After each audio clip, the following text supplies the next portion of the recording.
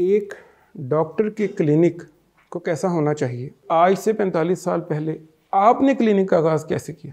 مریض ہمیں جینے اور کام کرنے کا اور پیشنٹ کو چیک کرنے کا سلیقہ سکھاتا ہے۔ ایتھکس میں ہم نے سب کچھ پڑھا ہوتا ہے کہ اس طریقہ کرے، یہ کرے، یہ نہیں، جو بھی آپ نے زندگی گزاری ہے پچھلے 45 سال، آپ اسے مطمئن ہیں؟ کلینک پہ میری کیفیت کیا رہی، سلسلہ ایک ٹاپک مختلف ہے۔ پیشنٹ سے میرا رویہ کیسا، اس سے بول چال کیسی۔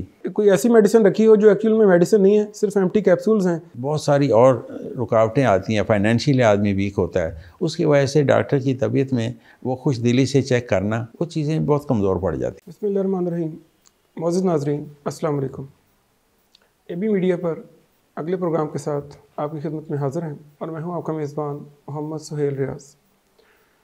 ناظرین، ہم نے کچھ روز پہلے ڈاکٹر عابد مسعود صاحب کے ساتھ پروگرام کا ایک سلسلہ شروع کیا تھا، جس میں ہم نے اس بات کا جائزہ لیا تھا کہ ڈاکٹر اور پیشنٹ یعنی مریض کا رویہ یا ان کا سلوک ایک دوسرے کے ساتھ کیسا ہو یا انہیں کیا کرنا چاہیے۔ ناظرین، ہم اپنے آج کے پروگرام میں اس بات کا جائزہ لیں گے کہ ایک ڈاکٹر کے کلینک کو کیسا ہونا چاہیے یا کلینک کو کیسے چلایا جائے۔ ناظرین، جو ہی ایک کلینک کا لفظ ہماری سماج سے ٹکراتا ہے تو اس کے ساتھ ہی ہمارے ذہن میں جو پہلا نقشہ بنتا ہے وہ یہ ہے کہ اس کلینک کے اندر ضرور کوئی اعلیٰ تعلیم یافتہ ڈاکٹر موجود ہوگا جو اپنی پوری مہارت کے ساتھ مریض کا علاج کرے گا۔ جب کلینک کے اندر داخل ہوا جائے تو اندر کی فضا ایسی ہونی چاہیے جو کہ پریشانی سے آئے مریضوں کے لیے باعث سکون ہو۔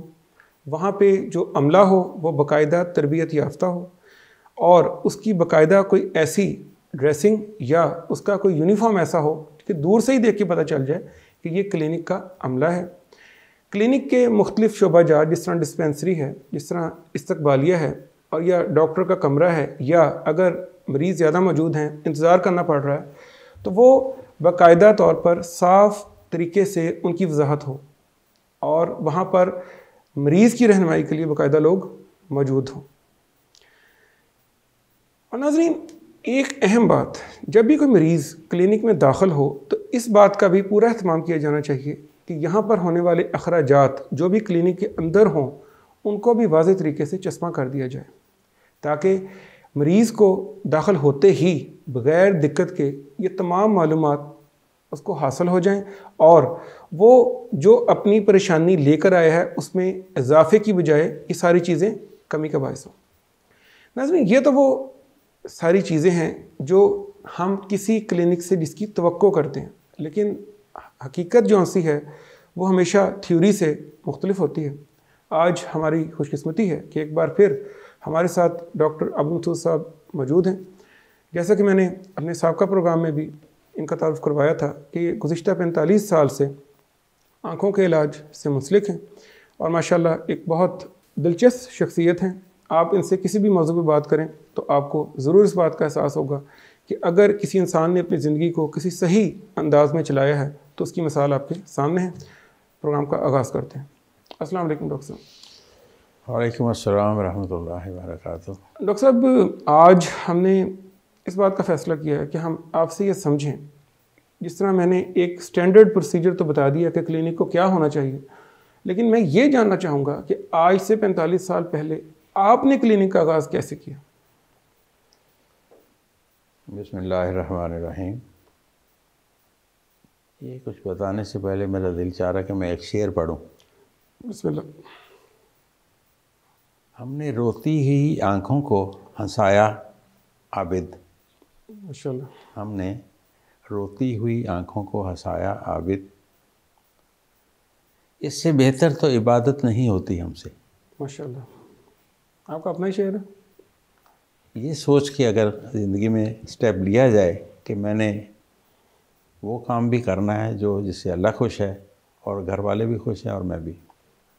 خیر، مختصر سے ٹائم میں میری اس طریقہ کار کو میں اچھے طریقے سے انداز سے بتا تو نہیں سکوں گا، لیکن کیونکہ پرانی باتیں ہیں ریکال کر کے کوشش کروں گا کہ میں سم اپ کروں تھوڑے ٹائم میں آپ کو وہ چیز بتاؤں جس طریقے سے میں نے زندگی میں اس کا آغاز کیا. جی ماشاء اللہ.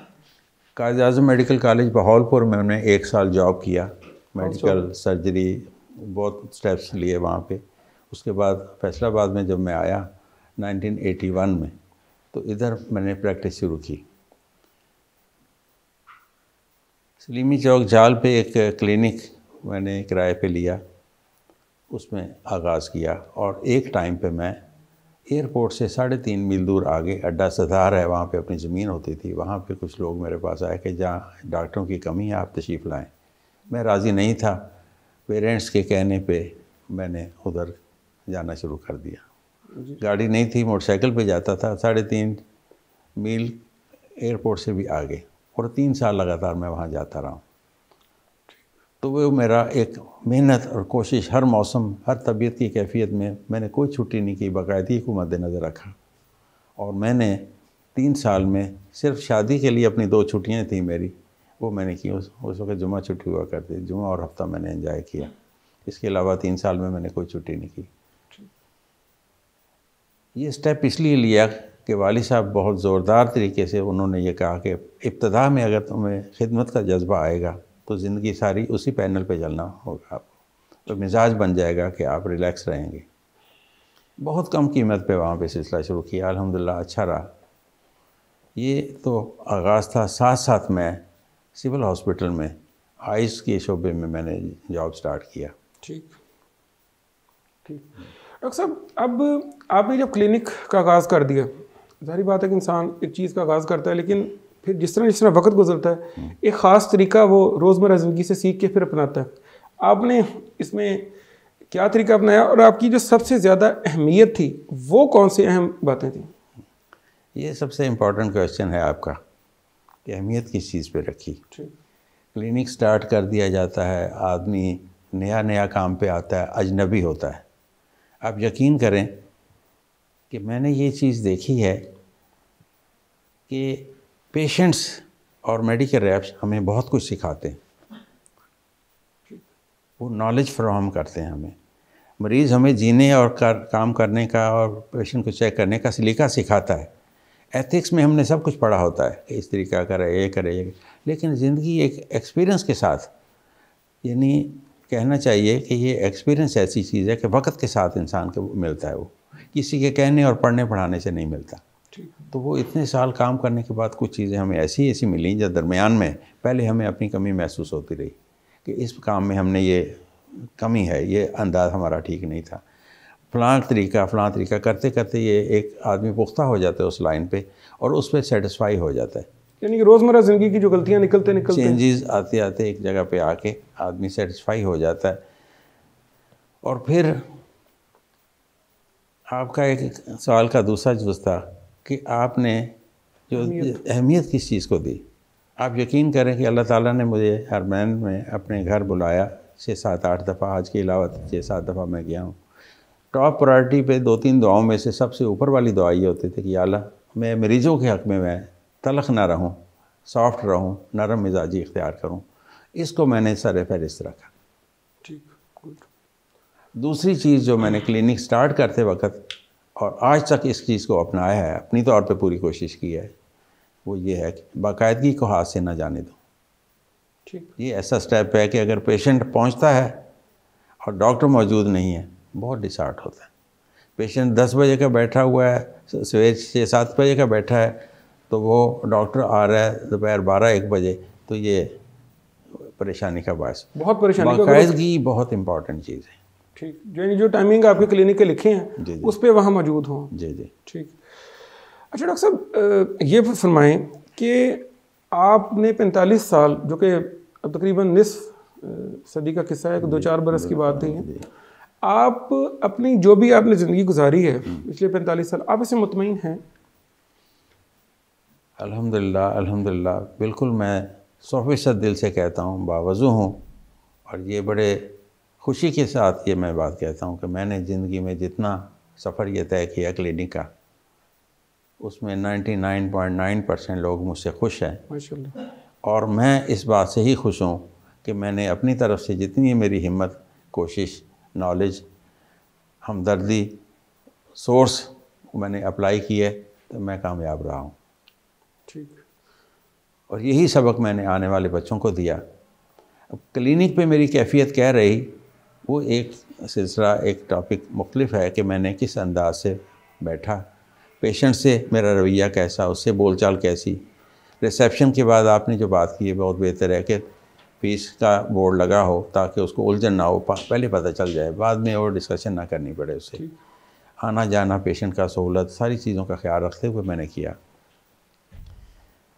کلینک پہ آ کے اب میں نے دیکھتا ہوں کہ ڈاکٹر کا رویہ جیسے وقت عمر کے ساتھ چینج ہوتا رہتا ہے ایسے ہی پیشنٹس کا رویہ بھی ڈاکٹر کے ساتھ بدلتا رہتا ہے. ایک نیا ڈاکٹر آ کے بیٹھا، اس نیا پن اس کا قصور سمجھا جاتا ہے کہ اس پہ رش بھی نہیں ہے، نیا ہے، چھوٹی عمر کا ہے، ابھی داڑھی بھی کالی ہے، تو اس سے بات جو کرتے ہیں لوگ اور انداز سے کرتے ہیں. اس میں یہ بھی آپ محسوس کرتے ہیں کہ اس کو یہ سمجھتے ہیں شاید اس کو پتہ نہیں پتا ہوگا. بالکل یہی بات آپ کی ٹھیک ہے.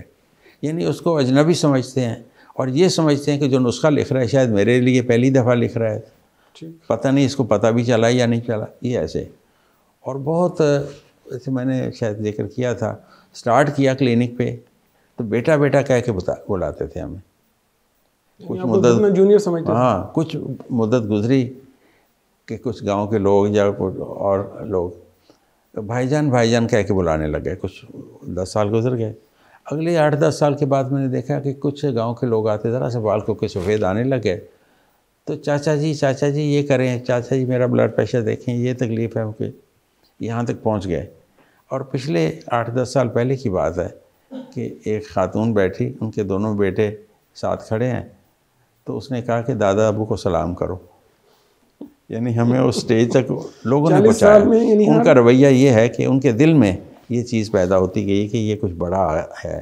یعنی ہر دہائی میں بیہیویئر چینج ہوتا گیا. ایسے یہ میرے ساتھ یہ نہیں ہوا کہ دادا جی کو سلام کرو ایسے کر. تو یہ رویہ لوگوں کا ہمارے ساتھ اور ہمارا لوگوں کے ساتھ یہ وقت کے ساتھ چینج ہوتا رہا.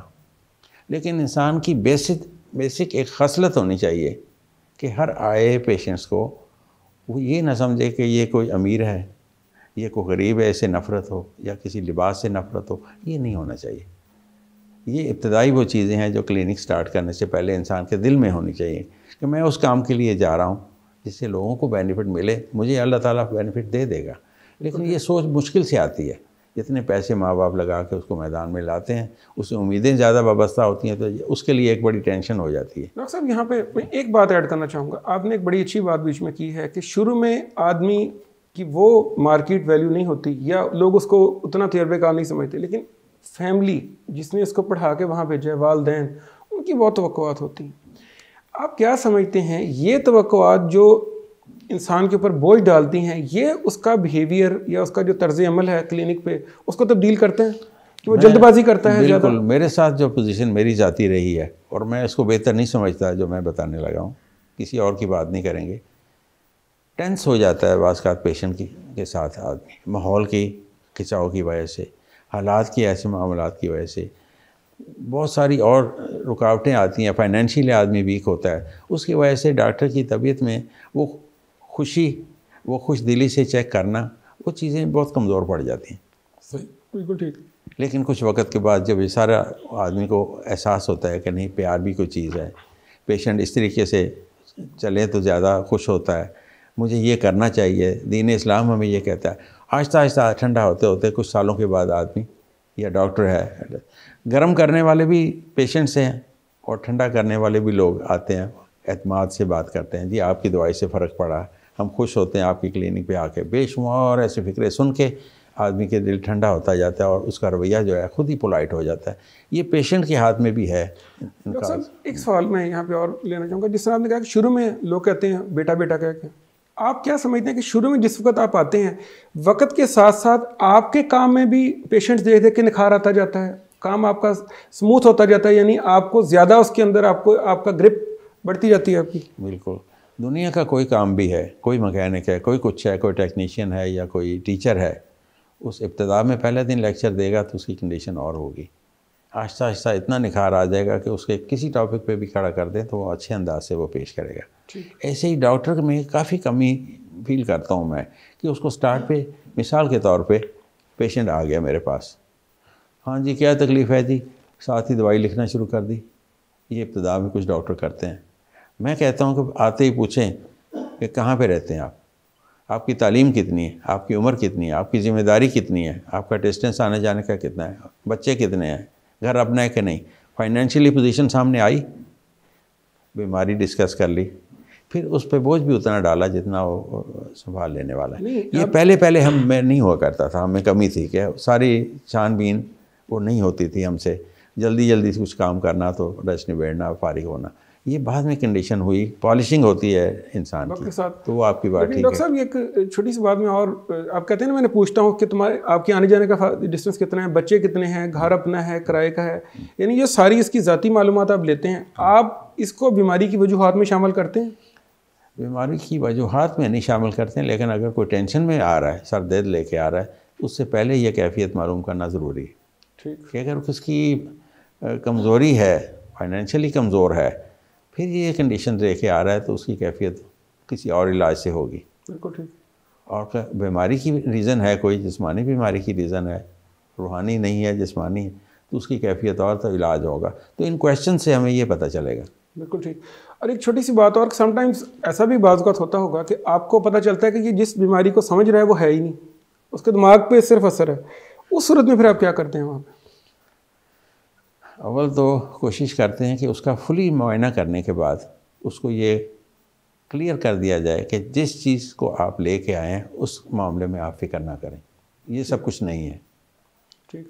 لیکن اگر وہ لوگ جس طرح ہوتے ہیں ضد ہوتے ہیں، اس کے بعد پھر یہ ہوتا ہے کہ ایک تو اس کو گائیڈ کرنا، اس کی ڈائٹ پہ، اس کے ماحول پہ، اس نے بیٹھنے کے، اس کی باقی بیماریوں کو چھان بین کر کے ٹیسٹ کروانے پہ، سب کرنے کے بعد کچھ نہ کچھ میڈیسن ایسی لکھ دی جاتی ہے جس سے وہ سیٹسفائی ہو کہ ڈاکٹر نے کچھ نہ کچھ لکھا ہے. اگر کچھ نہ لکھیں گے تو بعض اوقات جھگڑ کے جاتے ہیں ہم سے. تو یہ ہمیں کچھ نہ کچھ ایسی میڈیسن جس کا سائیڈ افیکٹ نہیں ہے، جو صرف وائٹامن ہے، جو اس کی ذہنی کیفیت کو، اس کے دماغ میں آئی ہوئی کوئی چیز ہے، ہچکچاہٹ ہے، کوئی چیز بوجھ کر رہی ہے، اس کو ریلیکس کرنے کے لیے ہمیں کچھ نہ کچھ سیٹسفائی کرنے کے لیے لکھنا پڑتا ہے. اور وہ لکھنا گناہ نہیں ہے، میں سمجھتا ہوں. بالکل ٹھیک. مجھے اس سے آرام آتا ہے. اسی بات کو میں تھوڑا آگے بڑھا رہا ہوں کہ مجھے اس وقت موجودہ ایک میڈیکل کالج کے وہ پرنسپل ہیں، انہوں نے مجھے کہا تھا بیماری کے علاج کا تعلق دوائی سے نہیں ہے، دماغی طور پہ مطمئن ہونے سے ہے. میڈیکل سائنس نے اتنی ترقی کرنے کے باوجود ابھی بھی جسم کو مسلسل پڑھا جا رہا ہے. دوائی جسم خود بناتا ہے، اس کا جو پیشنٹ ہے نا، مریض کو دماغی طور پر ہمیں مطمئن کرنا پڑتا ہے. کیا یہ بات درست ہے؟ بالکل صحیح ہے آپ کی بات. ٹھیک. میں شاید پچھلی دفعہ بھی شاید ذکر کیا ہو، بھول گیا ہوں میں. ایک پیشنٹ میرے پاس آیا تو مجھے کہتا ہے کہ مجھے جب میں آپ کی کلینک سے ہو کے جاتا ہوں تو میں سکون ہو جاتا، مجھے آدھا آرام آ جاتا ہے. میں اس کو یہ سمجھتا رہا کہ یہ مجھے خوش کر رہا ہے یا کچھ اور. ایک بزرگ آئے بڑی داڑھی والے، اور قسم کھا کے کہنے لگے کہ میں ادھر سے ہو کے جاتا ہوں تو مجھے آدھا آرام آ جاتا ہے. میں نے اس کی ریزن پوچھی اس سے. کہتا ہے ریزن یہ ہے کہ جب آپ سے ہو کے میں جاتا ہوں تو آپ یہ کنفرم کر دیتے ہیں کہ بڑی بیماری نہیں ہے. ایک تو مجھے سکون ملتا ہے، دوسری جگہ پہ جاتے ہیں لمبی دوائیاں اور چکروں میں ڈال دیتے ہیں. جب یہاں سے یہ پتہ چل گیا کہ بڑی بیماری نہیں ہے، آدھا آرام، تو مجھے سکون ہو گیا. اس وجہ سے بھی کہ یہاں سے غلط بیانی نہیں ملے گی. یہ اس کا الفاظ تھے کہ یہاں غلط بیانی نہیں ہے، لالچ نہیں ہے، دھوکہ نہیں ہے، 2 نمبری نہیں ہے. تو اس لیے میں یہ سوچ کے یہاں سے ہو کے جب جاتا ہوں سوچتا ہوں کہ جو بات کی ہے 100% ٹھیک ہے. وہ مطمئن ہو کے جاتے ہیں تو 50% وہ بقول اس کے کہ مجھے یقین ہوا کہ بات ٹھیک کر رہے ہیں وہ. بالکل ٹھیک. اور ڈاکٹر صاحب کبھی ایسا بھی ہوا کہ آپ نے کوئی ایسی میڈیسن رکھی ہو جو ایکچوئل میں میڈیسن نہیں ہے، صرف ایمٹی کیپسولز ہیں، صرف دماغی طور پر اس کو پرسکون کرنے کے لیے وہ ایک آپ نے وہ پریسکرپشن یا نسخہ لکھ دیا ہے جو قریبی میڈیکل اسٹور پہ اویلیبل ہے، وہ لے کے گیا، اس نے کہا جی بس ٹھیک ہے میں اب ٹھیک ہو جاؤں گا کیونکہ ڈاکٹر صاحب نے دوائی لکھ دی ہے؟ نہیں، میں نے ایسی کوئی میڈیسن آج تک اپنے کلینک پہ ایسی نہیں رکھی. یہ ایک دوسرے لفظوں میں ایک دھوکے کی قسم ہے کہ کچھ میڈیسن دے رہا ہوں تو میڈیسن تو ہے ہی نہیں اس میں. نہیں، اگر وہ ضد ہے لیکن اب اس کے صرف یہ دماغی اثر ہے، اس کو بیماری نہیں ہے لیکن اس کو دماغی طور پہ مطمئن بھی کرنا ہے.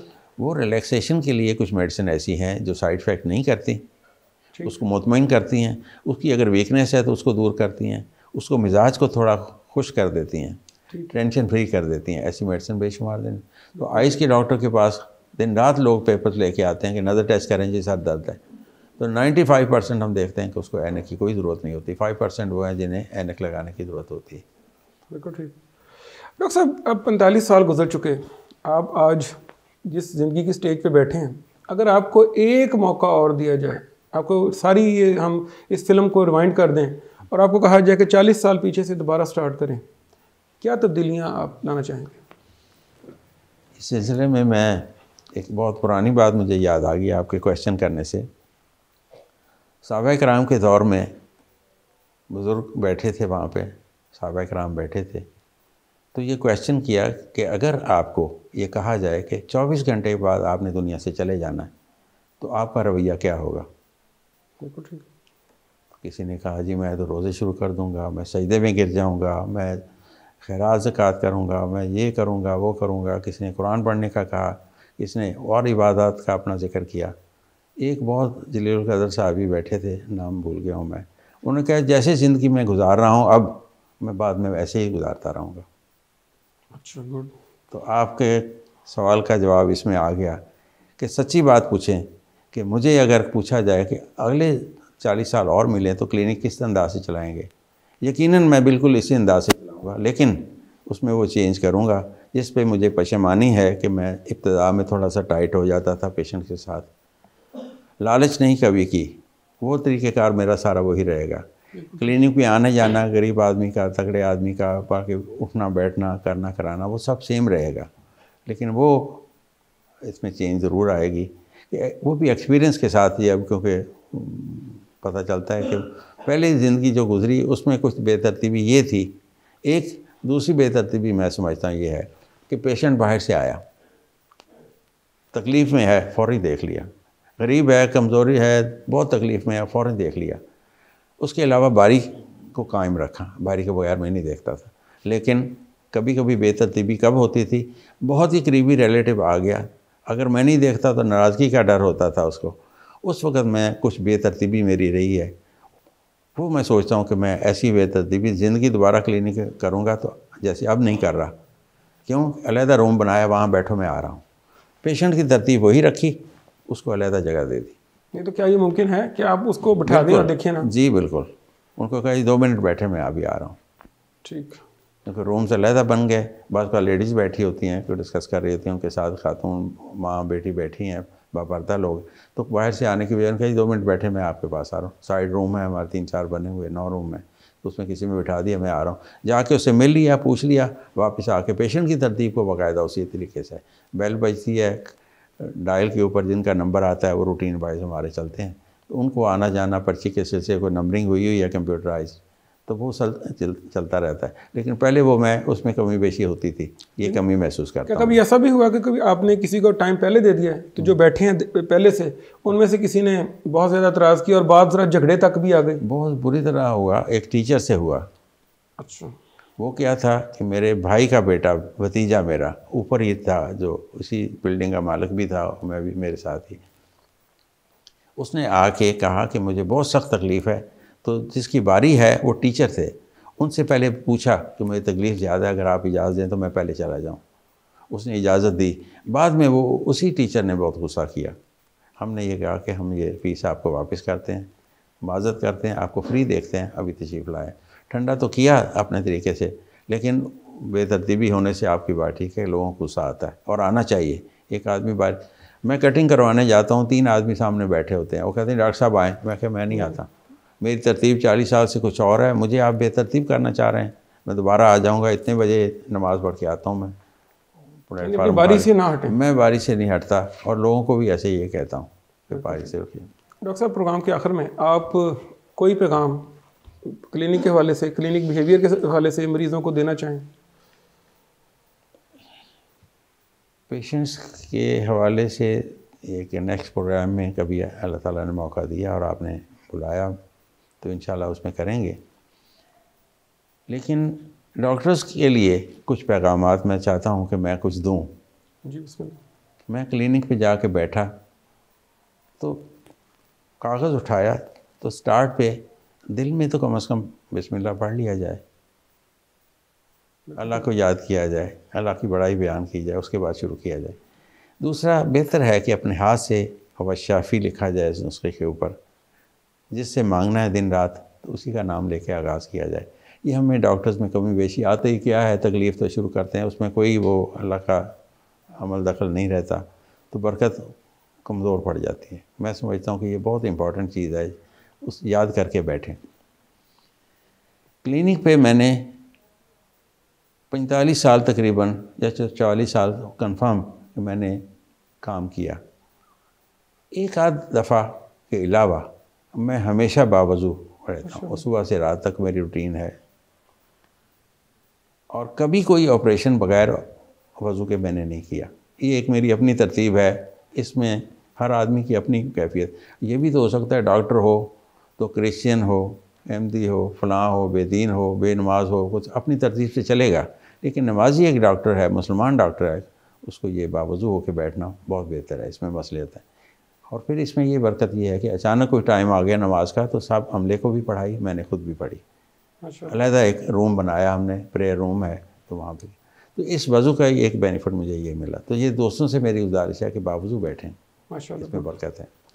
میں ذاتی طور پہ ایک دن بیٹھا سوچ رہا تھا کہ میں اتنی عمر کا 74 ایئر پہ جا رہا ہوں، 73 کمپلیٹ ہو گیا میرے، تو میں نے اگر مجھے پوچھ لے کہ تم نے کیا نیکی ہے، کیا کمایا تم نے، کیا نیکی کا کام کیا، کبھی الٹا پلٹا کے ادھر دیکھا، کچھ نہیں پلے، نہ تلاوت ہے، نہ ذکر اتنا ہے، نہ تہجد اتنی ہے، نہ روزے اتنے ہیں، نہ کوئی نفلی باتیں کا کچھ بھی اتنا نہیں ہے۔ ایک بات سوچ کے خوشی ہوئی کہ میں اللہ میاں سے یہ کہہ سکتا ہوں کہ اللہ میاں تیری دی ہوئی توفیق سے کمزور مریض پھٹے ہوئے لباس سے آتا تھا تو میری قلم جھک جاتی تھی، اس کے علاوہ میرے پاس کچھ نہیں ہے۔ یقین کریں آپ، قسم کھا کے کہتا ہوں کہ میرے اس بات سے دل خوش ہوا، ورنہ میرے پلے تو کچھ نہیں ہے۔ لوگ ایکسپیرینس کی وجہ سے لوگ بلاتے ہیں، جو میری ترتیب ہے میں بتا دیتا ہوں، لیکن بات اندر سے یہ ہے کہ اب میں آہستہ آہستہ ڈیولپ کر رہا ہوں کچھ چیزیں، لیکن خالی ہوں بالکل۔ اور اس بات پہ مجھے خوشی ہے کہ میں پیشنٹ کے حوالے سے کسی کو تنگ نہیں کیا، لالچ نہیں کیا۔ تنہائی میں خواتین کو نہیں دیکھا، بچوں کو بھی یہی کہا، کوئی نہیں ہے تو ساتھ آئے، نہیں تو کسی اور کو بلا لیا، نہیں تو ڈسپینسر کو بلا لیا ساتھ۔ علیحدہ خواتین کو یہ تنہائی میں دیکھنا، اس سے خرابیاں بنتی ہیں، یہ میں نے کبھی نہیں کیا۔ پیشنٹس کو نیچرل ڈائٹس پہ رکھا، ان کو میں ٹیبل کے کاؤنٹر پہ ادھر کافی کھجور، جو 1 کلو سے زیادہ کھجور روز رکھتا ہوں، کئی سالوں سے رکھ رہا ہوں۔ لوگ آتے ہیں 2-3 کھجوریں کھاتے ہیں، ٹھنڈا پانی پیتے ہیں، بیٹھ جاتے ہیں، کچھ انجوائے کرتے ہیں کہ چلیں کچھ چیز ہے۔ اس کی بہتری کے لیے بتاتے ہیں کہ کھجور کے اندر برکت، طاقت، ذائقہ سب کچھ موجود ہے، یہ کھانے والا کمزور نہیں ہوتا۔ یہ ڈائٹ کے علاوہ طاقت کے کیپسول پوچھتے ہیں، میں کہتا ہوں یہ طاقت کے کیپسول ہیں، یہ بھی بتاتے ہیں نیچرل ڈائٹ۔ باقی میڈیسن ڈاکٹری ہے جو وائٹامنس وغیرہ تو دیے جاتے ہیں۔ اس کے علاوہ میں جب پیشنٹ کو مرد آدمی آتا ہے تو اس کی کیفیت اور میرے ساتھ ہوتی ہے، خاتون آ کے بیٹھے تو کیفیت میری اور ہوتی ہے۔ خاتون آتی ہے تو اگر بے پردہ آئی ہے تو کہتے ہیں اللہ میاں کو خوش کرو، یہ ناک سے لے کے منہ تک 2 انچ کا فاصلہ ہے، یہ کور رکھو، اتنی بڑی ذات اللہ کی آپ سے خوش ہو جائے گی۔ اور مرد آدمی کو کہتا ہوں یہ ٹخنے سے لے کے ذرا اوپر 2 انچ اوپر کر لو، اتنی بڑی ذات آپ سے خوش ہو جائے گی۔ نماز کا، ناخن چھوٹے کرنے کا، مرد آدمی کو یعنی باجماعت نماز، یہ تلقین تھوڑی بہت درمیان میں، یہ میرے مشن کا ایک تھوڑا سا حصہ اس میں بھی ہے کہ اس کی یہ بغیر میں نے کلینک کیا تو کیا کیا، وہ تو ساری دنیا کرتی ہے۔ بالکل ٹھیک ہے، اور ساری بات ہے ہماری زندگی آخر ایک دن ختم ہونی ہے، تو یہ چیزیں بڑی اہم ہیں اس میں۔ دوسرا، بیٹی کہہ کے بلانا، اماں جی کہہ کے بلانا، یہ الفاظ ایسے ہیں جو قریب کرتے ہیں ڈاکٹر کے۔ آؤ جی، آ جاؤ، بیٹھو جی، چلے جاؤ، جاؤ جی بابا جی، چلو جی، نہیں۔ بزرگ کو کہہ کے بزرگوں تشریف لائیں، انکل آپ تشریف لائیں، بھائی جان آ جائیں آپ، یا بیٹی کہہ کے یا اماں جی کہہ کے بلائیں گے تو اس کے تاثر بڑا اچھا پڑتا ہے اسے۔ اور کلینک پہ مسلک کی بحث کبھی نہیں کی۔ ہمارے پاس کرسچن بھی آتے ہیں، نان مسلم بھی آتے ہیں، فارنر بھی آتے ہیں دوسرے، ہم اس بحث میں پڑھنے کی ضرورت نہیں کہ اس وقت ان کو دین اسلام سمجھانے کی ضرورت نہیں ہے، لیکن سمجھانے کا طریقہ کار بھی ایسا ہونا چاہیے کہ مسئلے دیکھیں، پیشنٹ تکلیف میں ہے تو ہم دین کی بات کریں، متنفر ہوگا۔ کام کوائٹ ہو اسے کہیں یار یہ کام بھی کرو یار، اللہ خوش ہو جائے گا۔ کل کی بات ہے، خاتون آئی بیٹھی، پوچھا بچے کتنے ہیں، رونے لگی، میری کوئی اولاد نہیں ہے۔ میں نے کہا کوئی فکر نہ کرو، اسے ایک فکرہ میں مختصر کر رہا ہوں اپنی بات کو۔ اسی ایک فکرہ میں نے بولا، میں نے کہا چھوٹے بچے کے ہاتھ میں چھری کیوں نہیں پکڑاتی آپ، کہ آپ کو پتہ ہے یہ مار لے گا، اس کو نہیں پتہ۔ اللہ میاں آپ کو جو چیز نہیں دے رہا، اللہ میاں کو پتہ ہے آپ کے حق میں کیا بہتر ہے کیا نہیں۔ اس کی مرہم لگ گئی، کہتے ہیں ہمارے دل پہ مرہم لگ گئی ہے اس بات سے کہ اللہ میاں ہمارے لیے برا نہیں سوچ رہا جو ماؤں سے زیادہ پیار کرنا۔ تو یہ پیشنٹ کی ہر ایک کی گائیڈ لائن، طریقہ کار، اٹھنا بیٹھنا، اس کا ہر ایک کا مشورہ ایک جیسا نہیں ہے۔ یہ ایسا ٹاپک ہے کہ سارا دن بیٹھا رہوں تو یہ بات ختم نہ ہو، کیونکہ اتنی دنیا مختلف قسم کی آتی ہے۔ علماء کرام تشریف لاتے ہیں، میں ان سے فیس نہیں لیتا، میرا اپنا ایک میری خوشی نہیں ہے، لکھ کے دے دیتا ہوں کہ آئندہ جب بھی تشریف لائیں کوشش کریں کہ انہیں جلدی چیک کروائیں، جنہیں دین کا کام کرنا ہے میرا حصہ اس میں پڑ جائے، جو میں کام نہیں کر سکتا ان کی ہیلپ کروں گا تو میرا حصہ اس میں جائے گا۔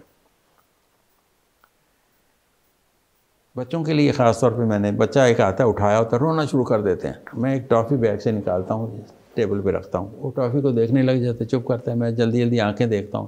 یہ طریقہ کار میرے لیے بڑا سود مند رہا، پچھلے 10 سال سے میں تقریباً کرتا ہوں۔ یہ اپنے اپنے سٹائل ہیں کلینک کو چلانے والے، تجربہ بھی ہے، تو یہ ایکسپیرینس کے ساتھ، یہ پہلے نہیں تھا، یہ بعد میں نے، ہاں جی۔ کلینک میں کبھی تصاویر نہیں لگائیں، نہ پیڈ پہ نہ لٹریچر پہ، یا ٹیبل کیلنڈر آتے ہیں ہمارے پاس بڑے بڑے الٹے پلٹے، بہت لیڈیز کی پکچر بنی ہوتی ہیں، فوج سی بنی ہوتی ہیں، میڈیکل لائن میں یہ پرواہ نہیں کرتے سینئر، تو وہ کیلنڈر لگاتے ہیں، میں اٹھا کے واپس کرتا ہوں کہ کمپنی والوں کو دو، کہا جی نیکسٹ آیات لکھی والا ہو تو مجھے لا کے دینا، گائیڈ بھی کر دیا اس کو اور لگایا بھی نہ، کوئی پکچر نہیں لگائی میں نے، کلینک کو اس طریقے سے اندازے سے کیا میں نے۔ ایک چیز جو میں شکوہ کرتا ہوں ہومیوپیتھک اور حکمت والوں سے، میں نے ذاتی طور پہ کبھی یہ سنا نہیں اور کبھی دیکھا نہیں کہ ایک پیشنٹ کی اگر مریض کو کی سمجھ نہیں آئی بیماری کی، کسی حکیم کو یا ہومیوپیتھک کو، تو اس نے یہ کیا ہو کہ مجھ سے زیادہ اچھا سمجھدار وہ ریفر کیا ہو۔ میں نے کم از کم 100 کے قریب پیشنٹ الائڈ ادھر ادھر مختلف ڈاکٹرز کو ایک مہینے کے اندر 100 سے زیادہ، بہت کم بتا رہا ہوں میں ریفر کرتا ہوں، کیونکہ آنکھ کے شعبے ہیں کافی، 6-7 شعبے ہیں، تو چند شعبے چند ڈاکٹرز نے اختیار کیے ہوئے، 5 ڈاکٹر ہیں 60 میں سے جو وہ کام کرتے ہیں آنکھ کے پردے کی خرابی کے لیے، شوگر والوں کے خاص، وہ میں نہیں کرتا، کوئی ایک پیشنٹ پہ ٹائم زیادہ لگتا ہے، میں نے چھوڑ دیا۔ مجھے ریفر کرنا چاہیے، اسی سے کھیلتے رہنا، یہ بات مجھے حکمت میں نظر نہیں آئی، ہومیوپیتھک میں نہیں آئی۔ وہ ٹرائی کرتے رہتے ہیں، اپنی کوشش کرتے رہتے ہیں، چاہے دیانتداری سے کوشش کرتے ہیں، لیکن پیشنٹ کی مرض جو ہے نا بعض کا ڈیلے ہو جاتی ہے۔ تو یہ ریفر کرنے والا پہلو یہ ہے کہ دیانتداری ہے اس میں، کہ وہ میں سمجھتا ہوں اس مجھ سے زیادہ تجربہ کار ہے، ایکسپیرینس ہے، وقت اس کا مریض کا بھی بچ سکتا ہے، آپ کا بھی بچ سکتا ہے۔ ہاں جی، اس کو تقریباً دوسرے پیشنٹ کو ریفر کرنا جو ہے نا، یہ میں سمجھتا ہوں کہ یہ دیانتداری ہے، اپنے شعبے کے ساتھ یہ پرخلوص ہونا ہے، یہ اسی کو پھنسا کے رکھنا، تو روز اسے فیس اور دوائیوں کے چکر میں ڈال کے ڈیلے کرنا۔ نہیں سمجھ آئی تو کوئی کلیئر کٹ بتا دی، میں کلیئر بتاتا ہوں، نہیں بھائی مجھے بالکل سمجھ نہیں آئی، اس لائن کی نہیں ہے، آپ جاؤ کہیں اور۔ آپ کا بہت شکریہ۔ اور لاسٹ بات، بلکہ سیکنڈ لاسٹ، 2 باتیں میری رہتی ہیں۔ ایک چیز میں یہ کہتا ہوں کہ ڈاکٹرز لیبارٹری والوں سے بھی اتنے پرسنٹ، آپ نے پچھلی دفعہ یہ سوال کیا تھا، تو اس سے بھی لیا، ای سی جی والوں سے MRI کرا رہی ہے، CT اسکین والوں سے بھی لے، لیبارٹری والوں سے بھی پیسے لے لیے، اتنے پرسنٹ میں پیشنٹ بھیج رہا ہوں، 10% میرا۔ یہ گناہ کا کام ہے، میں نے اس کی تحقیق کیا، حافظ بلال صاحب سے بھی پچھلے 10 دن پہلے بہت لمبی ڈسکشن ہوئی۔ کہتے ہیں آپ نے جو لینا ہے اس لیبارٹری سے، وہ اس مریض کو چھوٹنا چاہیے، اسے رعایت ہونی چاہیے۔ آپ نے تو اپنی فیس لے کے مشورہ دے دیا، اب آپ کو کس بات کی لالچ؟ وہ کسی کو ریلیکس، آپ کے پیسے اسے نکلوائے گا جو آپ کو اس نے دینے ہیں، لیبارٹری والے نے، وہ پیشنٹ سے نکلوائے گا، تو آپ نے ظلم کیا دوسرے لفظوں میں۔ بالکل ٹھیک ہے۔ تو میں سمجھتا ہوں کہ میرے حق میں یہ بہتر نہیں ہے، تو میں ادھر بالکل ہی یعنی سوچتا ہوں کہ میں زندگی میں نہ کیا ہے، نہ ارادہ ہے، نہ بچے کرتے ہیں، نہ الحمدللہ اس چیز سے اللہ تعالیٰ نے محفوظ کیا ہوا ہے۔ یہ بیماری کی حد تک پہنچ گیا کام، اور سارے ڈاکٹرز نے یہ رابطہ کیا ہوا ہے، 80% ڈاکٹر تقریباً پہنچ چکے ہیں اس لائن پہ، لوگ بتاتے ہیں جن کا رابطہ ہے وہ۔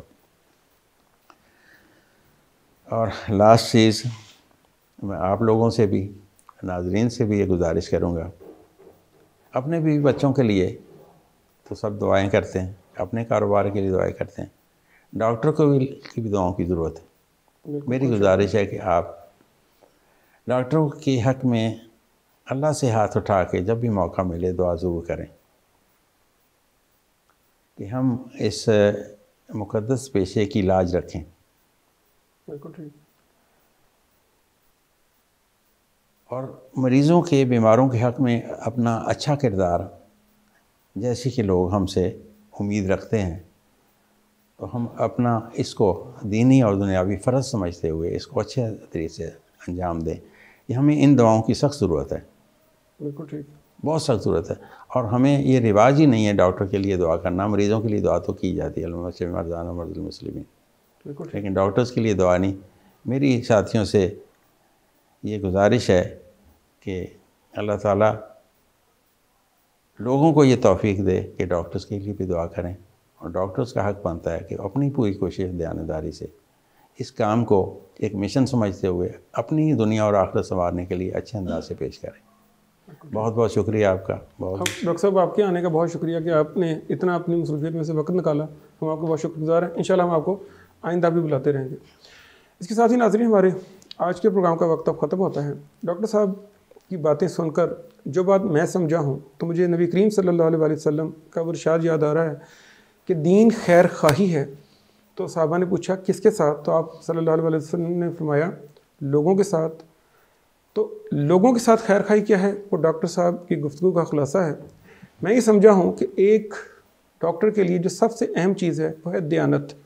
کیونکہ مریض جو ہے وہ اپنے مرض کے بارے میں نہیں جانتا، لیکن ڈاکٹر کو اس کا پتہ ہے. اگر کسی مریض کو دیکھا جائے تو ڈاکٹر کو پوری دیانتداری کے ساتھ اس کو مشورہ دینا چاہیے اور کسی قسم کا لالچ نہیں رکھنا چاہیے. دوسرا، یہ زندگی عارضی ہے. ہم میں سے کوئی نہیں جانتا کہ کتنے دن اور کتنے سال تک زندہ رہے گا. تو وہ ڈاکٹر حضرات جو مریضوں سے کسی بھی اور طریقے سے پیسے نکلواتے ہیں ان کو یہ بات یاد رکھنی چاہیے. اور یہ بات میں سمجھا ہوں کہ آپ کے کلینک میں آنے والا مریض جس کیفیت سے گزر رہا ہے اس سے آپ نہیں گزر رہے، تو ڈاکٹروں کو اپنا رویہ اگر وقتی طور پر کوئی ایسی بات برداشت کرنی پڑے جو کہ ذرا مشکل ہو تو وہ کر لینی چاہیے. اس سے ان کی ڈاکٹری کو تو کوئی فرق نہیں پڑے گا، لیکن مریض کی حالت کو کافی فرق پڑ جائے گا. اپنے عزیز و اقارب، اپنے دوستوں سب کا خیال رکھیے گا. اگلے ہفتے کسی نئے موضوع کے ساتھ حاضر ہوں گے. تب تک کے لیے اجازت. اللہ حافظ.